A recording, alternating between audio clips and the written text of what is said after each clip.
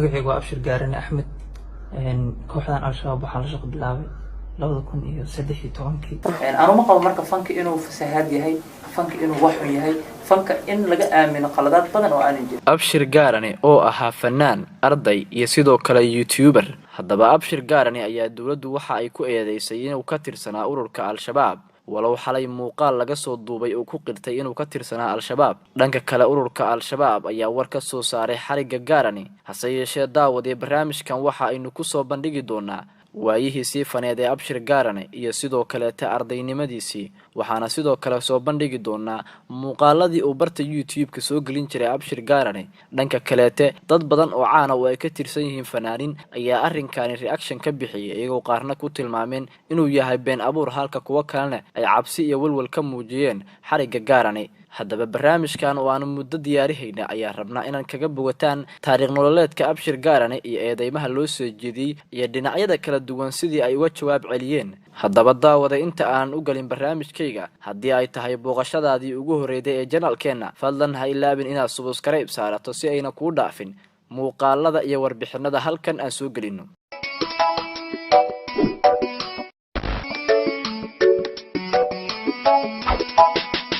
dawladda Soomaaliya qaasatan ciidanka dambi baarista ee NISA ayaa waxa ay soo xireen Abshir Gaarane oo ahaa fanaan Abshir Gaarane ayaa waxa uu ahaa marka laga soo tagay shakhsiyadiisa fanaanka uu yahay dhanka kale waxa uu qaadi jiray heeso wadani ah isagoo ka qayb galay dhowr xalfadood oo ay dhiganayeen qaybo ka tirsan dawladda Soomaaliya iyo gobolka Banaadir hase yeeshee Abshir Gaarane ayaa waxa lagu eedeeyay inuu ka tirsan yahay Al-Shabaab kadib markii ciidamada NISA ay ugu daateen gurigiisa waxa ayna xabsiga u taxaabeen maalinnimadii shalay iyadoo xalay muuqaal laga soo duubay Abshir Gaarane uu ku qirtay in uu ka tirsanaa Al-Shabaab dhanka kale Al-Shabaab ayaa iyana war ka soo saaray haddaba daawade inta aan u galin warbixinta Abshir Gaarane fankiisa iyo sidoo kale waxyaabihii kale uu qaban jiray Abshir Gaarane waxaan rabaa ugu horeyn inaan idin daawasiiyo muuqaalka Abshir Gaarane uu ku qiranayo inuu ka tirsan yahay Al-Shabaab bismillaahir rahmaanir rahiim magacaygu waa Abshir Gaarane Axmed kooxdan Al-Shabaab waxaa la shaqo bilaabay 2013 shaqadayda ani waxa waa fanaan waxaan ka shaqeeyaa gobolka Banaadir qaybtiisa fanka iyo suugaanta ayaga waxa uu qaabilsanaa qaybta macluumaadka iyo dhanka maaliyadda sidoo maaliyadda waxaad rajaynayaa in aad daawateen muuqaalkan daawadayaal waxa iga ogeysiis ah haddii aan nahay bahda Haldoor Media ma sheegi doona ninkani Al-Shabaab ayuu ka tirsanaa iyo kama tirsaneen hase yeeshee kaliya waxaan doonaynaa in aan idin la wadaagno warbixinaha ku saabsan ee dhammaan social media la soo geliyay iyo warbixinada qarsoon oo ay heleen bahda Haldoor Media haddaba daawade waxaan rabaa ugu horeyn in aan idin dhageysiiyo hees kamid ah heesaha uu qaada Abshir Gaarane si daawadayaasha qaar ee dhageysanaya barnaamijkeena oo laga yaabo inaysan horay u maqlin hees uu qaada Abshir Gaarane ayaan doonaynaa inaan halkaan uga xaqiijino inuu yahay Abshir Gaarane fanaan haddaba waxaad ila daawataan hees uu qaaday calanka Soomaaliya Abshir Gaarane oo ah محبوس lagu soo eedeeyay inuu ka tirsanaa Al-Shabaab المونو علنك يغا كان كتابقادنو علنك يغو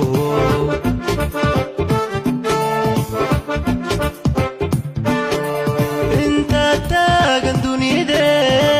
ادميغو تلمانسدو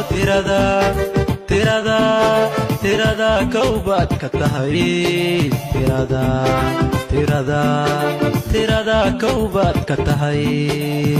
daawadayaal ma awoodna inaan idin dhameystirno maxaa yeelay barnaamijkan waxaan rabnaa mid kooban oo aan dhammaan kaga hadlayna taariikh nololeedka Abshir Gaarane haddii aad tiisiisa jeclaatay waxaad ka sii raadsan kartaan YouTube-ka haddaba daawade aan horay ugu sii socday Abshir Gaarane marka laga tago fanaan sidoo kale waxa uu ahaa nin YouTuber ah waxa uuna ku lahaa bar YouTube-ka taasoo uu soo gelin jiray muuqaaladiisa walow uusan si weyn u shaac bixin haddana waxa uu ahaa mid muuqaalo badan soo geliya bartiisa YouTube-ka ah waxa uuna soo gelin jiray heesihiisa iyo isagoo barnaamijyo diyaarihayo waa kan Abshir Gaarane oo markan inoo sheegaya inuu barnaamij taxan ah oo buug ka akhri doono halkan inagala wadaagi doono waa bartiisa YouTube-ka bal ila daawo clipkan yar السلام عليكم ورحمة الله تعالى وبركاته دمان أصحابتي أنا دكو جعلها ويل يا جبر صوماليين مير البو أي جوجان وحندين لي هاي السلام عليكم ورحمة الله تعالى وبركاته وصاحبك نبشر قارنا أحمد وإذن له مالين وناكسن جمعة وناكسن يولي بفرحد وناكسن هذا ما أنت ما حد يقفل لنا إنسان إن الإذن لسعودية هدي أي تهمانك يسوق كايه الرئيس إن الإسارقنا waxaan ku leeyahay soo dhawow gacmo furan qalbi furan iyo weliba weji furan ku soo dhawow maanta waxaan idin sidaa mawduuc aad u qiimo badan amaba ah mawduuca aan ugu magac daray go'aan qaadashada iyo weliba ka tanaasulka mala awaalka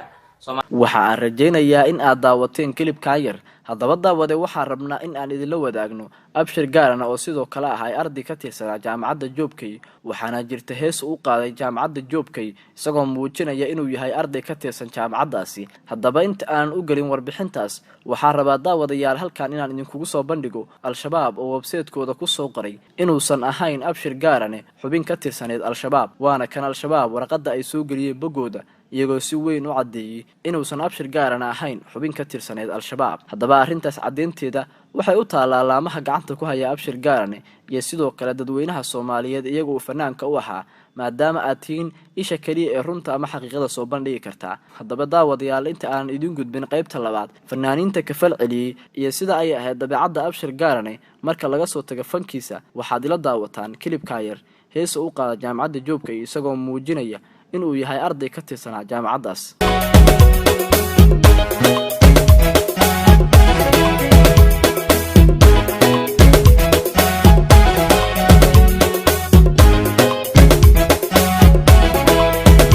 waxaan rajaynayaa inaad isla kilibkaas daawateen haddaba daawade waxaanu doonaynaa qaybtan labaad inaad idinkugu soo bandhigno abshir gaarana iyo dabeecadihiisii qaaska ahaa waa kan abshir gaarana oo la wareysanayo iyadoo wax laga weydiinayo anshaxa fanaanka waxa uuna sheegayaa arrimo badan oo muhiim ah isagoo tibaaxayana in fanaanku uusan ahayn midka muqaadaraadka cuna midka qaladaadka ku dhawaaqa laakiin uu fanku yahay meel dhowrsan dadkana lagu ixtiraamo haddaba waxaad ila daawataan kilibkan yar abshir gaaran waxaan lagu xanta oo waan garanaynaa waxaan lagu xantaa inaana maxaan ku ihahdaa xataa edeb lahayn qofka fanaan hadduu yahay wiil iyo gabar inaanay edeb lahayn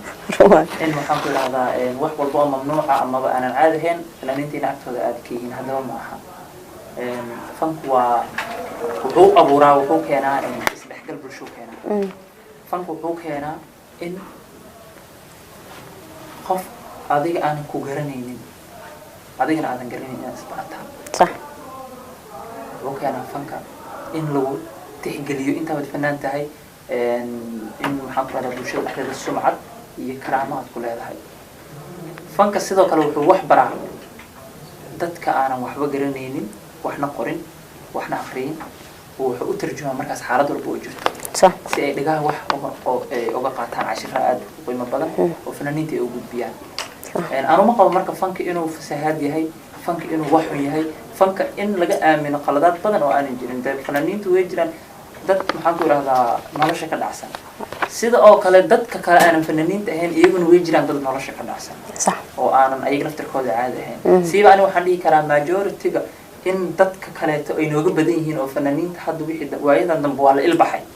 qofka asagoo dhowrsoon oo aanan maxaan ku ihahdaa waxyaabaha lagu tilmaamo fanaaniinta inay leeyihiin aanan lahayn iyo haddana fankiisa wataa uu ka qurux badan yahay dadka kaleeto uu ka maskax badan yahay uu kasoo wax saar badan yahay صح marka waxaan dadkaas leeyahay horta naga aaminsan taasi waxaan leenahay horta fulay xantiimo moogo waa ognahay waxaad nooga xamataa masaajidka aan gudbinayo waxaa waaye fanku waa isdhexgal bulsho waa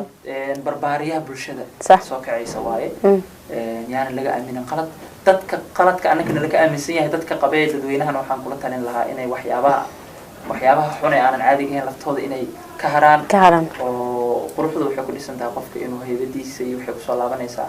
waxa kaliya ee wanaagsan in la sameeyo haddaba daawadayaal dhanka kale waxaa bartiisa facebooka qoraal kusoo qalay fanaanka cabdi dhaanto waxa uuna sheegay abshir gaarana inuusan ahayn xubin ka tirsan al-shabaab waxa uuna sidoo kale tilmaamay cabdi dhaanto in abshir gaarana eedeymo qaldan lagu soo eedeeyey waxa uuna ku dhaliila dowladda haatan jirta inay arrimahan ay wadda ay tahay mid ay ugu gafayso dadka fanaaniinta ah haddaba waxaan rajaynayaa isna qoraalkan inaad akhrisateen uu soo geliyay bartiisa facebooka dhanka kale fanaanka nimcaan xilaac ayaa isna xalay soo geliyay bartiisa facebooka isagoo ku tilmaamay arrintan inay wax la yaab la tahay waxaana rajaynayaa isna inaad warbixintan akhrisan doontaan maadaama halkan aan idiin soo gelinay qoraalkii uu fanaanka nimcaan xilaac kusoo qoray boggiisa facebooka haddaba daawadayaal wixii warbixinadaani kusoo kordha ayaa rabnaa inaan halkan idinkula wadaagno iyo halka ay ku dambeeda xaaladda abshir gaarane oo dad badani ay ku muransan yihiin dhab ahaanshihiisa al-shabaab walow al-shabaab iyaguna ay sheegeen inuusan ka tirsanayn dhanka kale dowladda oo iyadana sheegtay inuu ka tirsan yahay al-shabaab haddaba waxyaabaha kasoo kordho ayaan halkan idinkula wadaagi doonaa